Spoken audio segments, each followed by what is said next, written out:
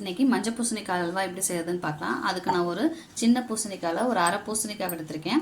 அதை இப்படி உள்ளே இருக்க விதையெல்லாம் எடுத்துட்டு தோலெல்லாம் சீவி எடுத்திருக்கேன்.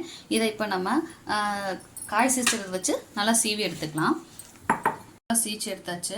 இப்போ இந்த சின்ன கப்பில் வச்சு நம்ம மெஷர் பண்ணிக்கலாம். ஸோ இந்த கப்பு சைஸை வச்சு தான் நம்ம சுகர் ஆட் பண்ணணும்.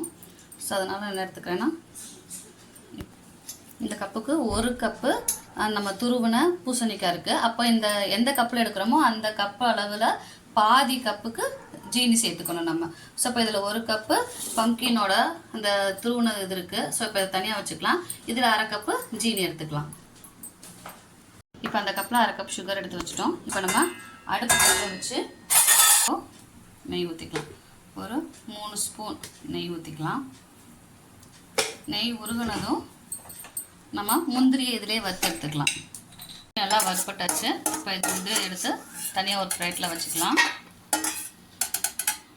இப்போ இந்த நெய்யில் நம்ம என்ன பண்ணிக்கலாம்னா, எடுத்து வச்சுருக்க அந்த பூசணிக்காயை போட்டுக்கலாம்.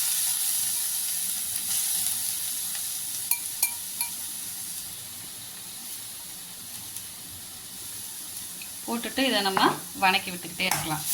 அது வெந்து வரும். அது வெந்து வந்ததும் நம்ம ஜீனியை சேர்த்துக்கலாம். இப்போ பார்த்தீங்கன்னா நல்லா வணங்கிருச்சு. இப்போ இந்த சமயத்தில் நம்ம என்ன பண்ணிக்கலாம்னா, எடுத்து வச்சுருக்க அரை கப்பு ஜீனியை இதில் சேர்த்துக்கலாம். ஜீனி வந்து நல்லா உருகி தண்ணிப்பாக வரும். அப்புறம் அதுவே கெட்டியாயிடும். ஸோ ஜீனியை போட்டுட்டு நல்லா வணக்கிட்டு இருக்கிறப்பே நான் ஒரு 4 ஏலக்காய் எடுத்து நுணுக்கி வச்சுருக்கேன். ஸோ அதையும் நம்ம போட்டுக்கலாம் வாசத்துக்கு. இப்போ இதை இப்போ கிளறி விட்டுக்கிட்டே இருக்கும். பார்த்திங்கன்னா நல்லா ஜீனி உருகி நமக்கு அப்படியே சிரப்போடு வெந்துட்டுருக்கு. ஸோ இப்போ திருப்பி இந்த ஜீனியோட சிரப்லாம் என்ன ஆகும்னா வற்றி நமக்கு அல்வா பதத்துக்கு வரும். அப்போ நம்ம அதை ஆஃப் பண்ணிடலாம்.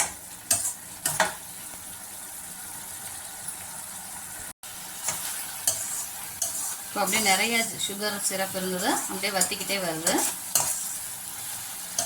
பார்த்தீங்கன்னா நல்லா சுருண்டு அல்வா பதம் வந்துருச்சு. இப்போ உங்களுக்கு வேணும்னா இன்னும் ஒரு அரை ஸ்பூன் நெய் ஊற்றி ஒரு 2 கிளறி விட்டு இறக்கிக்கலாம். எனக்கு இந்த அளவு நெய் போதும். ஸோ அதனால் நான் இப்போ இந்த அளவுலேயே அடுப்பை ஆஃப் பண்ணிக்கிறேன். ஸோ நமக்கு சுவையான மஞ்சள் பூசணி அல்வா ரெடி. இப்போ இதை நம்ம வேறு பாத்திரத்துக்கு மாற்றி வச்சுக்கலாம். இது ஈஸியாக செய்யக்கூடிய சுவையான மஞ்சள் பூசணி அல்வா ரெடி. உங்களுக்கு இந்த வீடியோ பிடிச்சிருந்தா மறக்காமல் சப்ஸ்கிரைப் பண்ணுங்கள், லைக் பண்ணுங்கள், ஷேர் பண்ணுங்கள். தேங்க்யூ.